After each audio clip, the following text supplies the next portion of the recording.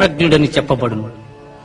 ధ్యాయతో విషయాన్ పుంసః సంగస్తేషూపజాయతే సంగాత్ సంజాయతే కామః కామాత్ క్రోధోభిజాయతే